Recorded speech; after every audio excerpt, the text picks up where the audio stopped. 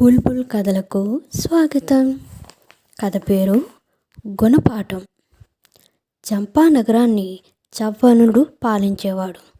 ఆయనకు 2 తమ్ముళ్ళు ఉండేవారు. చవ్వనుడు పుట్టుకతో గుడ్డివాడు కావడంతో ఆయన తమ్ముళ్ళు పాలనను పర్యవేక్షించేవారు. చవ్వనుడికి తమ్ముళ్ళ ప్రవర్తనపై సందేహం కలిగింది. వెంటనే మంత్రి మారయ్యను సమావేశపరిచి తమ్ముళ్ళపై నిఘా వేయించాలని ఆదేశించాడు. మంత్రి తనకు నమ్మకమైన 2 భటులను నిఘాకు నియమించాడు. కాలం గడిచే కొద్దీ చవ్వనుడి తమ్ముళ్ళ ప్రవర్తనలో వింత మార్పు వచ్చింది. విపరీతంగా ఖర్చు పెట్టసాగారు. ఇదేమిటి అని ప్రశ్నిస్తే ఆ గుడ్డిరాజుకు కథ నచ్చినట్లయితే లైక్ చేయండి, షేర్ చేయండి, సబ్స్క్రైబ్ చేయండి. పూర్తి కథ కోసం లింక్ను డిస్క్రిప్షన్లో చూడండి. Thank you so much.